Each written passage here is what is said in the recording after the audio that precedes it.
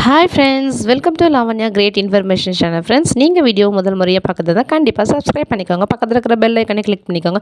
அப்போ தான் நான் போடுற வீடியோ நோட்டிஃபிகேஷன் கொண்டே வரும். ஃப்ரெண்ட்ஸ், வாங்க இப்போ நம்ம வீடியோக்குள்ளே போகலாம்.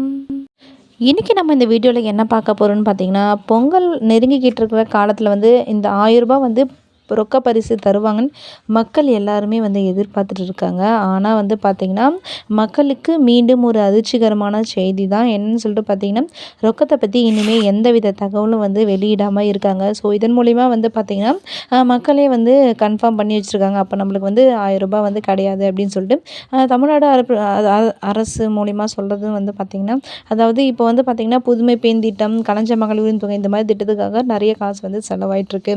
ஸோ இந்த 1000 ரூபாய் தரதுன்றது ஒரு கேள்விக்குறியாக தான் இருக்குது அப்படின்னு சொல்லியிருக்காங்க. ஸோ இதன் மூலிமா பார்த்திங்கன்னா, பெண்கள் ரொம்பவே ஒரு அப்செட்டாக இருந்தாங்க. ஏன்னா போன வருஷம் 1000 ரூபாய் கொடுத்ததால பொங்கல் செலவை ஓரளவுக்கு அவங்களால பார்த்துக்க முடிஞ்சது.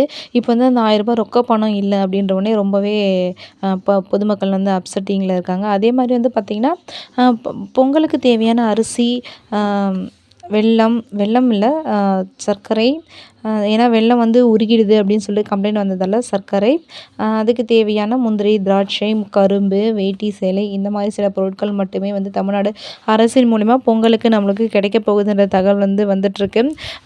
ஆனால் பார்த்திங்கன்னா, இனிமேல் ஒரு 15 டேஸ் இருக்குது. நம்ம பொறுத்திருந்து பார்க்கலாம். இன்னும் ஒரு வார காலகட்டத்தில் கண்டிப்பாக ரொக்க பணம் அறிவிக்க வாய்ப்பு இருக்குது, அறிவிக்காமல் போகவும் வாய்ப்பு இருக்குது. ஆனால் இப்போதைக்கு பார்த்திங்கன்னா, இந்த கிடைச்சிருக்கிற நியூஸ் படி பார்த்திங்கன்னா 1000 ரூபாய் இல்லை அப்படின்ற தகவலை தான் உறுதிப்படுத்தியிருக்காங்க. இந்த இன்ஃபர்மேஷன் கண்டிப்பாக உங்களுக்கு யூஸ்ஃபுல்லாக இருக்கும்னு நினைக்கிறேன். அப்படி யூஸ்ஃபுல்லாக இருந்தால் கண்டிப்பாக உங்கள் ஃப்ரெண்ட்ஸ் அண்ட் ஃபேமிலிக்கு ஷேர் பண்ணிக்கோங்க. ஸோ தேங்க்யூ ஃபார் வாட்சிங்.